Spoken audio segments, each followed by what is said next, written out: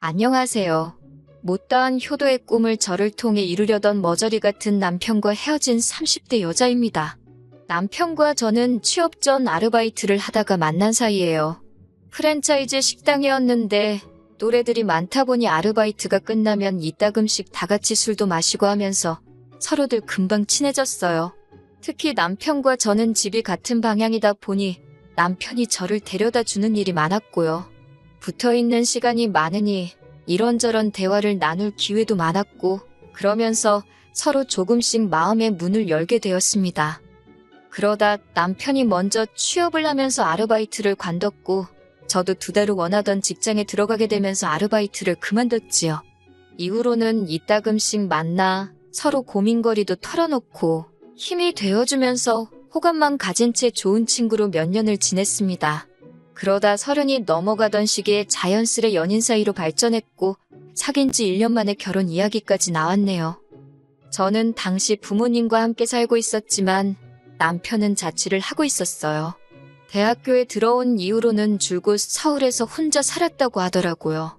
명절부터 연말까지 특별한 날은 가족과 보내는 게 일상이던 저와 달리 남편은 가족과 왕래도 적었고 명절에 내려간다고 하더라도 밥만 먹고 후딱 올라오기 바빴습니다. 언젠가 한번 제가 가족이 아예 없는 것도 아니고 왜 그렇게 지내냐 물으니 한다는 말이 그냥 귀찮다대요. 어머님 아버님도 남편더러 굳이 내려오라 하지도 않으시고 서로 신경 쓰지 않는다고요. 그때는 그저 저희 집이랑 가풍이 다르구나 단순히 그렇게 생각했어요. 결혼을 준비하면서 당연히 서로의 경제 상황도 알게 되었는데 솔직히 깜짝 놀랐습니다. 남편은 중소기업이긴 했어도 달에 실수령액이 300 가까이 되는 회사에 다니고 있었는데 직장생활 5년 동안 모아둔 돈이 3천만 원밖에 되지 않더라고요. 남편이 말하기를 아르바이트를 하던 시기에는 벌어서 집세랑 생활비 그리고 취업 준비를 위한 이런저런 활동에 전부 다 쏟아부었고 직장에 다니기 시작한 이후에도 집세랑 생활비는 계속해서 나갔기에 돈을 모으기가 어려웠다대요. 남편 말을 듣고 나니 아주 이해가 안 되는 건 아니라서 그러냐 하고 더는 따지지 않았습니다. 둘이 결혼해서 안정적인 가정을 꾸리면 얼마든지 나아질 사정이란 생각도 들었으니까요. 아무튼 그렇게 남편이 모아둔 돈 3천에 시댁으로부터 2천만 원을 추가로 지원받았어요. 형편이 좋지 않은 시댁이라서 2천만 원을 해주신 것만으로도 감사했네요. 말이 나와서 말이지만 시댁의 상황을 조금 나열해보자면 아버님은 장애가 있거나 그런 것은 아니지만 건강상의 이유로 집에 계셨고 어머님 혼자 식당에서 일을 하며 외벌이로 살림을 꾸려나가고 계셨어요. 남편 아래로는 이제 막 대학에 들어간 나이 차이가 제법 나는 어린 신우가 한 명 있었고요. 저희 집 이야기도 살짝 해보자면 저희 부모님은 2분이서 작은 사업체를 운영하고 계십니다. 그렇다고 연매출 몇 억 그런 건 아니고요. 2분이 생활하시고 노후 준비하시는데 부족하지 않을 정도로 되는 사업장이에요. 저희 부모님은 저 결혼한다고 8천만 원 지원해 주셨습니다. 저는 6천만 원을 모아둔 상황이었고요. 정리해보자면 남편은 총 5천을 저는 총 1억 4천을 들고 결혼한 거예요. 사정이 이렇다 보니 남편과 상의 끝에 예단은 생략하기로 했습니다. 그런데 어머님께서 그래도 당신하고 당신 친척들 옷 한 벌은 해줘야 하는 거 아니냐고 그러시대요. 참고로 저희 어머님 7남매십니다. 아버님도 4남매시고요. 저는 생각할 필요도 없었기에 어머님 아버님 옷 한 벌씩은 해드릴 수 있지만 다른 분들과 무리라고 단칼에 안 된다 했습니다.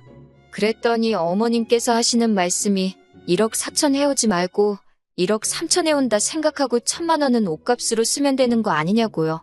저는 그건 말도 안 된다고 또다시 단칼에 거절을 했고 그랬더니 어머님이 남편더러 치사하고 더럽다 그러셨다대요.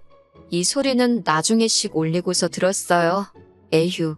아무튼 정말로 치사하고 더러워서 그러셨는지 어머님도 더는 말씀을 안 하셨습니다.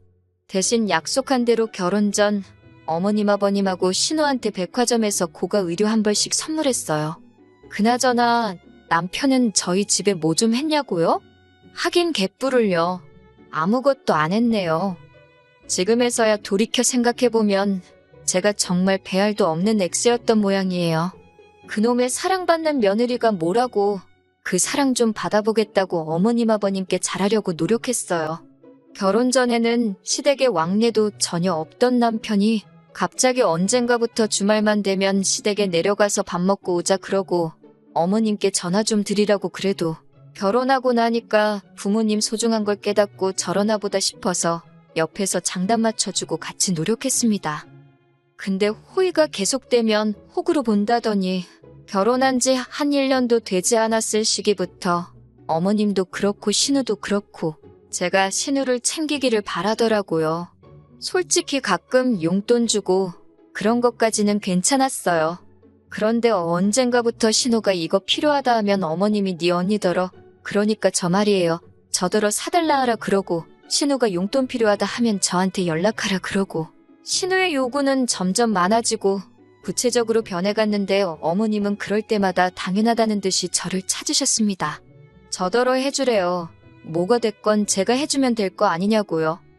솔직히 하다못해 신우가 하는 말이라도 듣기 좋게 하고 예의 바르게 행동했다면 제가 예뻐서라도 알아서 먼저 챙겨줬을 거예요. 저는 언니도 없고 동생도 없는 외동이었기 때문에 늘 형제간 자매간의 정이 그리운 사람이었으니까요. 그런데 신우는 일단 저를 보면 인사도 잘 안 합니다. 고개만 까딱, 용돈 줄 때도 까딱, 뭐 하나 사줘도 까딱. 하루는 어디서 배워먹은 버르장머리인가 싶어서 참다 못한 제가 인사를 그렇게밖에 못하냐 물으니 신우가 눈을 치켜뜨면서 그러면 뭐 절이라도 할까요? 그러는데 온갖 정이 뚝 떨어지더라고요. 그래서 그 일 이후로는 용돈이고 쇼핑이고 싹 끊었습니다. 그랬더니 며칠 뒤 어머님께서 연락을 해오셔서는 신우가 풀이 죽어있다며 무슨 일이 있었냐고 물으시대요. 그래서 신우가 그간 저에게 보인 태도에 대해서 낱낱이 이야기하니 기껏 하신다는 소리가 당신들, 그러니까 어머님 아버님 말이에요. 한테도 그런답니다. 그러면서 신우가 막둥이라 수줍음도 많고 저는 올케니까 어려워서 그러는 거라며 어른인 저더러 이해를 해주라나요. 대학생도 어린애로 쳐줘야 되는 건지 그러면 어머님이 옆에 끼고 살지 그러세요 소리가 정말 목구멍까지 올라오는 걸 간신히 참았네요. 그렇게 신우 일이 어느 정도 일단락 되던 무렵 남편은 남편대로 제 속을 뒤집어 놓는 소리를 하더군요. 뜬금없이 어머님 아버님께 생활비를 드리고 싶다나요. 제가 드리고 싶으면 드려라 대신 그럼 나도 친정부모님께 생활비 보내드리겠다 했습니다. 그랬더니 남편이 한다는 말이 그러면 자기는 시댁에 50만 원을 할 거니까 저는 30만 원만 하래요. 어이가 없어서 심지어 약간이긴 하지만 제가 실수령액도 더 많은데 제가 왜 그래야 하냐고 그런 법이 어디 있냐 물으니 자기네 집은 어머님 혼자 외벌이지만 저희 집은 장인 장모님 두 분 다 돈을 벌지 않으시냐며 그러니 어려운 집을 더 많이 도와줘야 한다나요? 솔직히 저는 아버님이 진짜 어디가 안 좋아서 일을 안 하신다고 생각하지 않아요. 제가 앞에선 건강상의 이유라고 했지만 사실 막상 병원에 모시고 가면 의사들이 하나같이 신체에는 아무 이상이 없다 합니다. 그런데도 아버님은 다 돌팔이들이라며 당신은 여기도 저기도 안 아픈 데가 없다고 어찌나 앓는 소리를 하시는지 그래도 약주 드시고 담배 피시고 당신 하고 싶은 건 다 하세요. 그런데 무슨 그런 아버님이 돈을 안 버시니 더 어려운 집이라고요? 말 같지도 않은 소리였지요. 이 일로 남편과 저 정말 대판 싸웠습니다. 남편은 아버님의 건강을 의심하는 제가 괘씸하다며 야단이었고 저는 저대로 내가 호구로 보이냐고 악을 썼거든요. 그래도 제가 워낙 단호하고 완강히 나갔던 덕에 결국 생활비를 드리잔 말은 없던 걸로 되었습니다. 하지만 그러면 뭐 하나요? 그 일이 있고 얼마 지나지 않아 남편이 생활비를 드리자는 개소리를 했던 이유를 알게 되었습니다. 하루는 어머님께서 연락도 없이 저희 집에 오셨는데 저를 붙들어 앉혀놓고 하시는 말씀이 저희 결혼할 때 주신 돈을 돌려달랍니다. 어이가 없어서 그게 무슨 말씀이시냐 하니까 2천만 원 그거 신용대출 받아서 주신 거였대요. 그런데 이제 갚아야 되는데 외벌이에다가 신호까지 돈을 써대니 어떻게 감당이 안 되신다면서 저더러 그 대출을 갚아주던가 아니면 생활비를 보태주던가 하라나요? 그 일로 남편하고 또 대판 싸웠습니다. 남편은 신용대출인지 몰랐다면서 저더러 그냥 돌려드리자는데 돌려드릴 돈도 없었고 솔직히 억울하더라고요.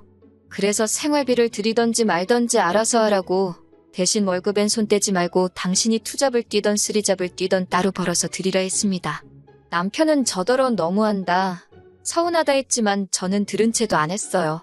그런데 어이없는 건 남편이 그렇게 배달 일을 시작하고 얼마 지나지 않았을 무렵 어머님이 생활비 보내지 말랍니다. 당신 아들 배달까지 뛰어가면서 버는 돈이면 받기 싫다면서 그러면서 하시는 말씀이 근데 저는 얼마 버냐고 그래요. 저희 둘이 맞벌인데 부부끼린데 제가 잘 벌면 제가 좀 주면 안 되는 거냐고. 사실 신우일로 대판 싸우고 나서는 최소 금액의 생활비를 제외하곤 월급은 서로 각자 관리하기 시작했거든요. 한마디로 어머님은 그 신용대출인지 뭔지 받으신 2천을 제 주머니에서 꺼내가고 싶으셨던 모양이 돼요. 아무튼 제 대답은 안 됩니다였어요. 어머님이 보태주셨다는 그 2천만 원, 이 집 얻는 데다 썼는데 어머님 아들인 남편이 그 2천만 원 이상 누리고 살고 있으니 받으셔야 되면 그쪽에다 이야기하시라고요.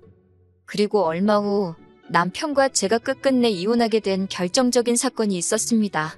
저희 친정아버지 생신이 다가오고 있었기에 이틀 전부터 남편에게 전화 한 통은 드리라고 꼭 드리라고 신신당부를 했어요. 정말이지 부탁을 했네요.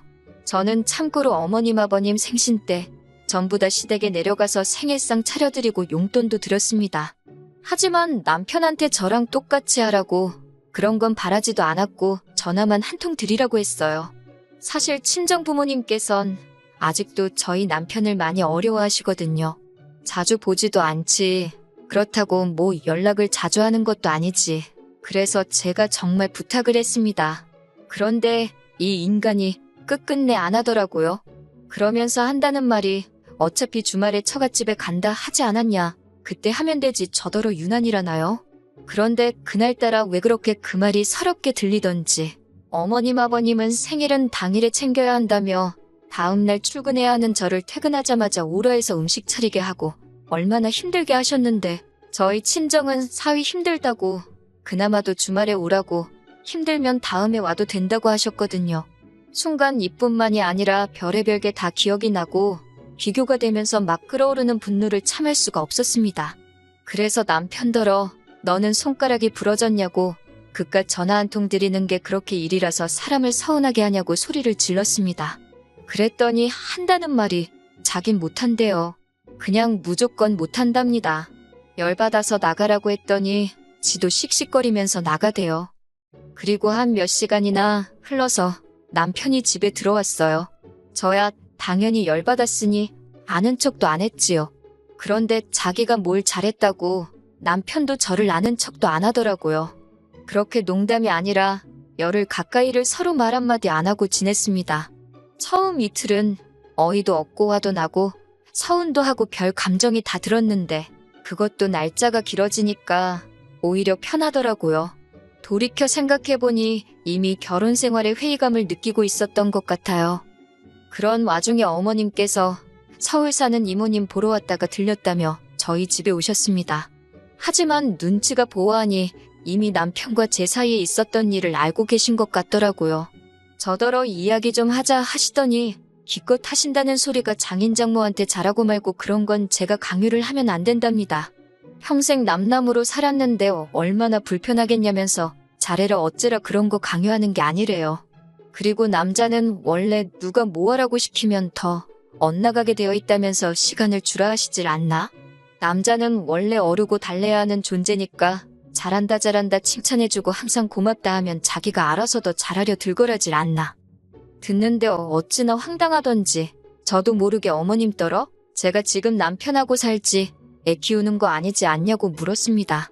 성인 2명이 사는데 누가 누굴 어르고 달래느냐고요. 그러면서 어머님 말씀대로면 저도 어머님 아버님은 물론이고 신우도 너무 불편하다고 그랬어요. 저한테 잘하기를 늘 강요하시던 분이 어머님 아니시냐고. 그런데 어머님이 그런 말씀을 하시니까 황당하다고도 했지요. 그랬더니 어머님이 저더러 무슨 말을 그렇게 하냐면서 결국 어머님이 계신 자리에서 남편더러 친정아버지한테 생신 축하드린다고 전화 한 통 해달라는 게 내가 어머님한테 이런 소리까지 들을 이야기냐고 따졌습니다. 부부 사이에 서운한 일이 있었으면 나랑 풀어야지. 그걸 어머님께 쪼르르 이야기하느냐고 쪼다 같은 자식이라고도 했네요.